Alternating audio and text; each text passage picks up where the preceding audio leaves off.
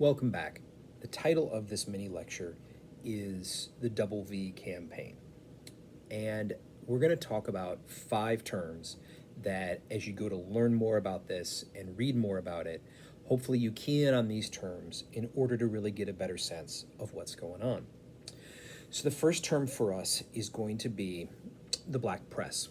Now, in the early 1940s, you've got the effects of the Great Migration really having an impact by this point on the creation of a robust, series of African American communities in places like the city of Chicago and Harlem, of course, in Detroit and Pittsburgh with the Hill District and all this.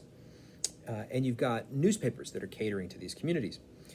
So when the United States gets involved in World War II, you've got writers for some of these papers really pointing out, the federal government's emphasis on a mission against discrimination, a mission against totalitarianism, a mission against brutality, while saying, hey, that's nice, that's fine and good, but what about Jim Crow? What about the inequity that clearly exists here in the U.S.?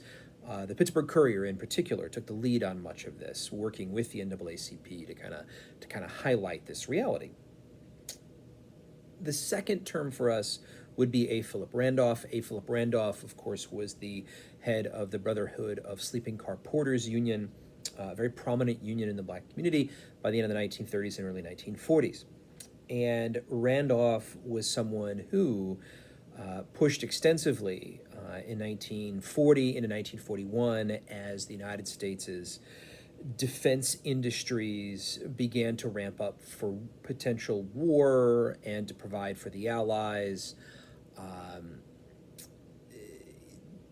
Concerned about racial inequity within the hiring practices of those industries, really taking that public and stressing the need for ending racial discrimination in hiring practices that the federal government is associated with.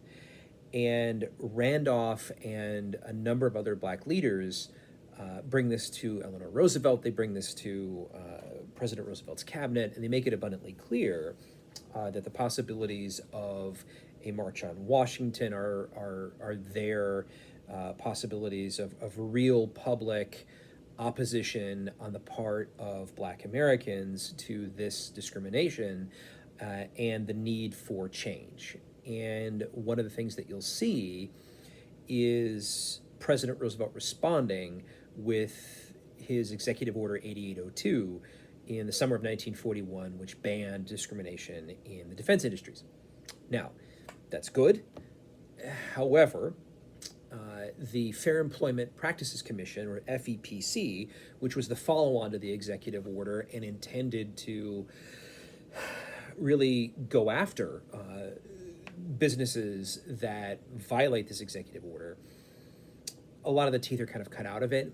And what you're going to see really throughout the duration of the war is the maintenance of a racially segregated status quo throughout a large portion of the United States, especially in the American South.